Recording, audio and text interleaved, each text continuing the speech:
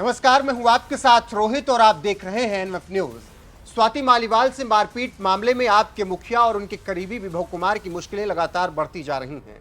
दोनों के पास किसी तरह के जवाब फिलहाल नहीं हैं। कोई ये बताने को तैयार नहीं है कि आखिर उस दिन हुआ क्या था, जबकि स्वाति मालीवाल लगातार अपना दुख जता रही हैं। ऐसे में दिल्ली के मुख्यमंत्री अरविंद केजरीवाल ने पहली बार इस मुद्दे पर बोलते हुए कहा है कि उन्हें उम्मीद है कि मामले की निष्पक्ष जांच होगी, न्याय मिलेगा। दरअसल स्वाति मालीवाल ने आरोप लगाया कि 13 मई को जब वो मुख्यमंत्री से मिलने उनके आवास पर गई तो विभव कुमार ने उनके साथ मारपीट की थी। मई 13 को जो इंसिडेंट्स हुए थे उसके बारे में अगर आप बताएं कि क्या हुआ था उस दिन। मैं 13 मई को सुबह 9 बजे के करीब अरविंद केजरीवाल जी से मिलने उनके आवास पे गई थी।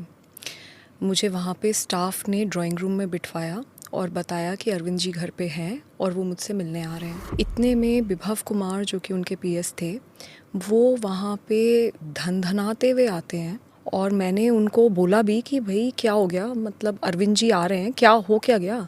तो इतना मैंने बोला और इतने में ही उन्होंने हाथ छोड़ दिया।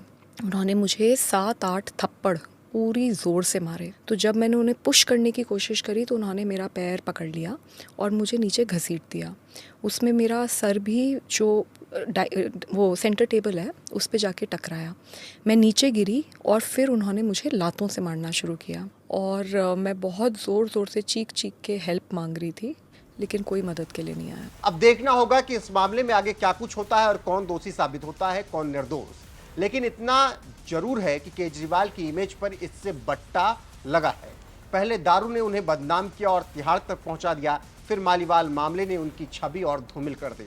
दारू वाले मामले में जेल जाने पर तो केजरीवाल की पत्नी सुनीता केजरीवाल ने जिम्मेदारी संभालते हुए पार्टी को जोड़े रखा और किसी को भी टूटने नहीं दिया, जिसके शुक्रगुजार अरविंद केजरीवाल भी हैं।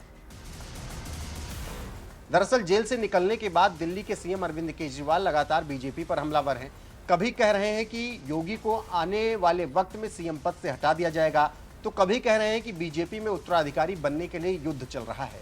इसी बीच एक इंटरव्यू में जब केजरीवाल से पूछ लिया गया कि आपकी भी पार्टी में तो बवाल मचा है, बीजेपी आरोप लगा रही है कि आप राबड़ी देवी मॉडल अपना रहे हैं, पत्नी सुनीता को आगे कर रहे हैं, जिसके बाद केजरीवाल ने इशारों में कह दिया कि मैं सन की हस्बैंड हूँ। जी हाँ, केजरीवाल ने सुनीता केजरीवाल पर बयान देते हुए कहा, मैं भगवान का शुक्रगुजार हूं कि उन्होंने इतना अच्छा लाइफ पार्टनर दिया और मेरे जैसे सन की हस्बैंड को सुनीता जिंदगी भर बर्दाश्त किया। मैं जब इनकम टैक्स में कमिश्नर की नौकरी करता था तो एक दिन मैं अचानक इस्तीफा देकर आ गया और घर आकर मैंने बताया कि इस्तीफा दे दिया है और अब दिल्ली की झुग्गियों में जाकर काम करूंगा। आप सोच कर देखो वाइफ पर क्या गुजरेगी।